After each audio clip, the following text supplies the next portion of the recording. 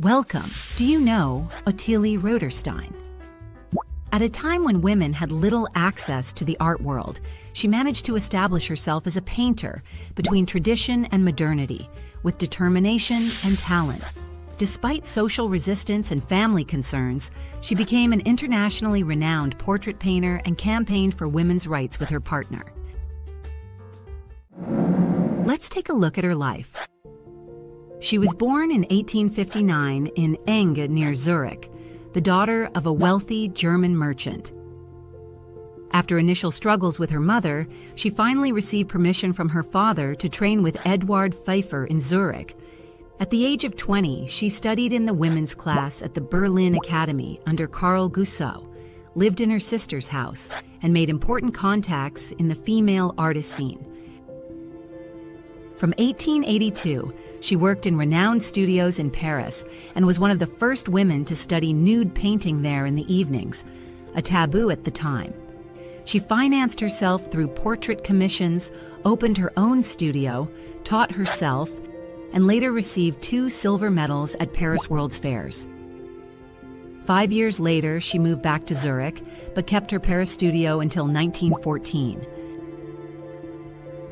In 1885, she met her longtime partner, gynecologist and surgeon Elisabeth Winterhalter, in Zurich, and moved with her to Frankfurt am Main 6 years later, where she soon received numerous commissions.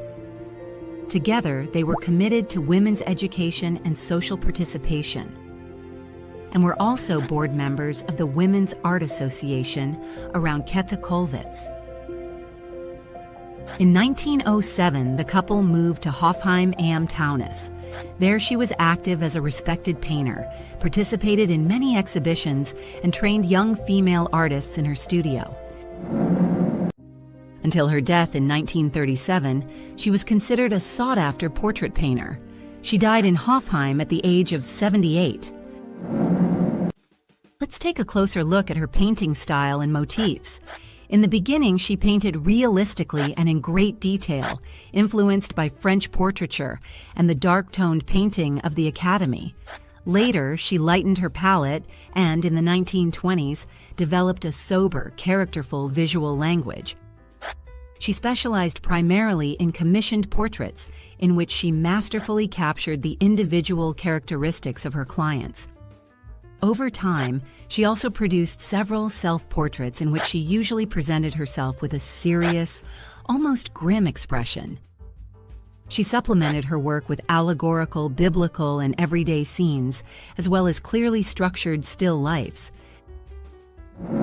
Among her best-known works are Self-Portrait with Hat, Self-Portrait with Brush, and Portrait of Elisabeth Winterhalter. With over 300 paintings, she left behind an impressive testimony to female self-determination, even if her figurative work quickly fell into oblivion after the Second World War in the face of abstract trends. We hope you enjoyed this insight into the life and work of Ottilie Roederstein. If so, subscribe to our channel for more exciting art stories. And if you have any further information about her life and work, please write it in the comments.